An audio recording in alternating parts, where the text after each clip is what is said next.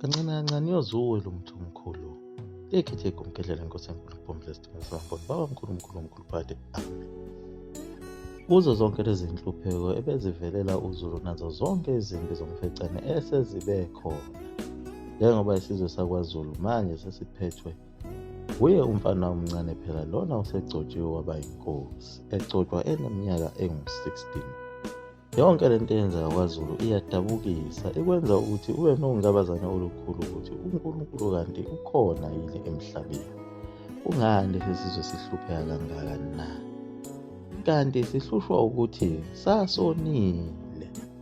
Phela lesi sizwe sakwaZulu njengoba lichazele igumkedlela ukuthi iwona phela amaJuda, kunezinto eziningi ezonakala khona kulesi sizwe samaNguni.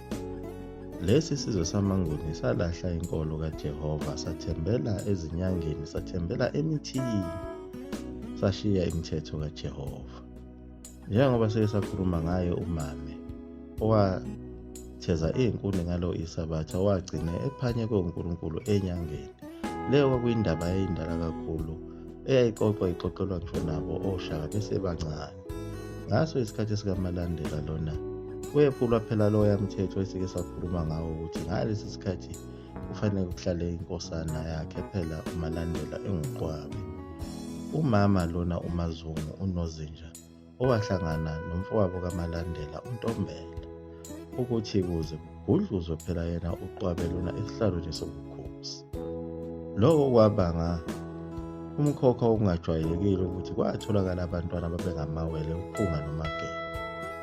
Kwahlala uphunga esihlalweni sobukhosi ngoba phela amawele lawa ayehlukaniswa esemancane. uMageba yena wakhulela ekhaya komama kwaZulu.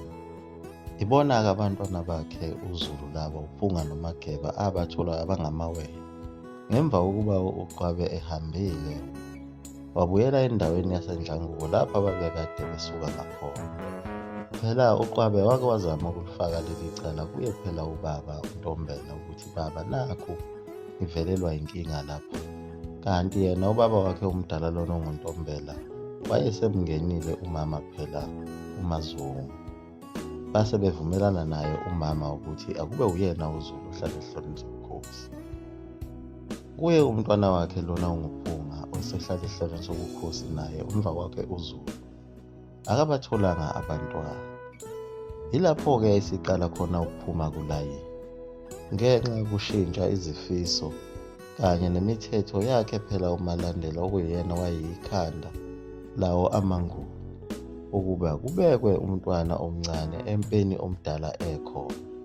Nazo izinyandezulu ezazilele othulini lomhlaba yazimangaza kakhulu lento ukuba yenzeka kanjani. Leso siqalekiso esadedelwa yizo phela izinyandezulu safike sayoshaya futhi nayo indlu yakhe uNtombela lona phela obengenelele kulo leli tulo, naye kwavaleka inzalo endlini yakhe. Kwafaneke zivalwe zombili lezi zindlu, eyakwaZulu kanye neyakwaNtombela. Lapho lensizwa yakaqwabe ehambileyo ibhizi ngapha iyaqhulula. Kwaze kwacatshangwa iqhinga lokuthi akulandwe loya mntwana owayehanjisiwe ekhaya komama ukuthi abuye azolekelela umfowabo esihlalweni sobukhosi amvusele indlu njengoba engayitholanga inkosana. Bafikelwa yilo icebo lokuthi abalande phela yena uMageba lona obekele ekhaya komama. Ulandwa nje lena useze waba nabantwana nabazukulu. uMageba ngesikhathi ephumile phela kwaZulu wafika wazala uMpangazitha. uMpangazitha wasezala uSontshikazi, uSontshikazi wasezala uNdaba owumzukulu wakhe uMageba. Naye uMageba wathi mayefika kwaZulu wafike wazozala umntwana wamqamba wathi uNdaba. Wagcina sekukhona oNdaba ababili, uNdaba wakwaZulu noNdaba amzale ngalesa sikhathi elena ekhaya komama okuyena oyinzala abantu bakwaShanda. KwaNtombela kwathi sekufanele kuvalwe indlu nabo babuya beza kuye uMageba. Wacelwa umntwana wakhe phela uMpangazitha ukuthi akahambe ayovusa indlu yakwaNtombela. Bevika izinduku zabaphansi. Ilapho-ke uMageba ayesekhipha khona izibongo ezintathu. Uzalela ngapha bakwaZulu ekhaya kubo, aphinde kube umndeni wakhe lona phela suyinzala bantu yakwaShaka, bese kuba yiyo futhi lena yakwaNtombela. Sase sithi-ke kubaxolela kancane lesi siqalekiso khona kwaZulu. Abesezala abantwana baba baningi, waba nezindlu ey'ningi lezi phela sike sakhuluma ngazo zasemqebini lapho kuphume khona abantu bakwaBela nabakaNtshangase. Abazalwa kuyo phela indlu yaseGazini ngoba emqebini kuthiwa yilapho kwazalwa khona inkosi uJama. Kukhona nezinye futhi izindlu zakhe uNdaba njengendlu yaseHlungwini. Owayezohlala esihlalweni sobukhosi uyena phela-ke uJama. Ngaleso sikhathi ilapho waseqalwe khona nokuphulwa yona imithetho kaJehova njengoba phela uJama bahamba bayohlasela esizweni sakwaSoshangane. Babuya nengoduso yomuntu eyayikhulela. Lapho phela uJama esethi uzojiyisa khona. Lokho phela kwakuyenye imithetho eyiphambene kakhulu imithetho kaNkulunkulu wawo lamaJuda. Ilapho umonakalo osuqala ukuba khona. Ngoba phela uyise wakhe uJama lona onguNdaba kuthiwa kuningi ayekwazi ukwenza ekhuluma noNkulunkulu, ekwazi ukunisa nemvula. Kodwa sekuqala ukonakala ngaso isikhathi sakhe uJama. Kwafika isikhathi sakhe kosenza ngakhona naye wadala omunye umonakalo wokuphula imithetho yawo amaJuda. Waqala waganwa ezizweni ezingahambisani namantongwangoni. Njengoba like lakuchaza iGumgedlela ukuthi izigaba zabengoni ziganana zodwa. Lokhu phela okwenzeka khona eBhayibhelini ngaso isikhathi sika-Abrahama kuzoganwa u-Isaka. Lapho u-Abrahama wacela khona inceku yakhe ukuthi uma u-Isaka eseganwa awufanele ahambe ayogana ezihlotsheni zakhe.